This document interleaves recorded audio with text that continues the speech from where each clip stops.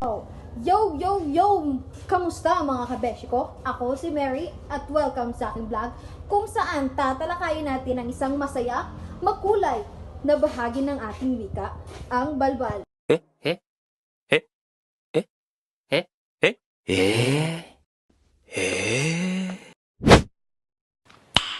Nice.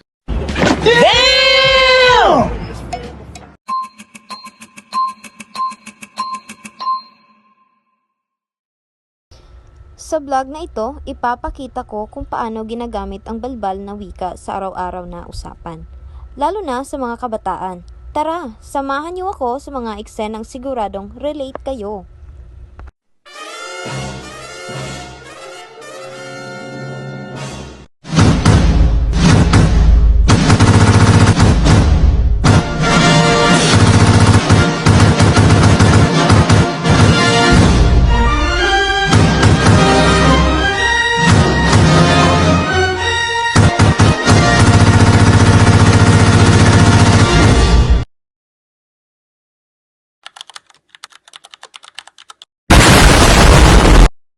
Hey mga Joya Bells! Bes, Kaya muna tayo ngayon. Sasagot ng yan quiz namin. Bakit muna tayo? Bago yung look lagi. si Mark, ang apple na naman sa GC. Ano siya na yan guys? Huwag ka nang gumalay sa magjowa mo yan.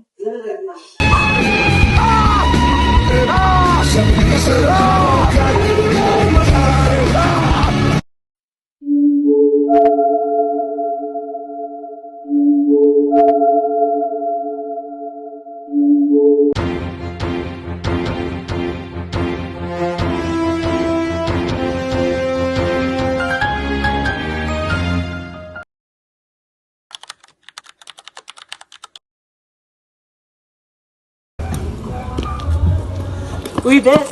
Alam mo talaga kanina sama? Loading mo ko, Bes. Pero gutom na. Tara sa tindahan, ano, Jika? G, page chika pa rin sa Bes, pindutin mo na yan. Okay na yun. Okay na yun. Meanwhile.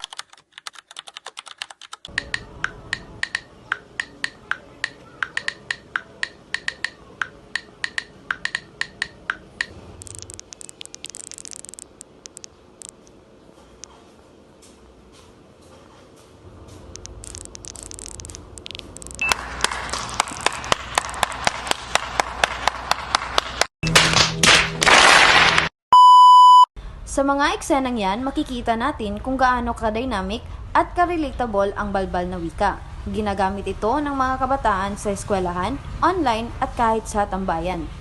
Bagamat informal, ang balbal ay bahagi ng ating kultura at nagpapakita ng pagiging malikhain sa pakikipag-usap. At yan ang kabuuan ng aking vlog tungkol sa antas ng wikang balbal. Sana ay na-enjoy ninyo ang mga eksena at mas naunawaan ninyo kung paano ito ginagamit sa araw-araw. Tandaan, ang wika ay buhay, nagbabago, sumasabay sa uso at laging may bagong hanash. Salamat sa panunood mga kabeshi, hanggang sa susunod na vlog!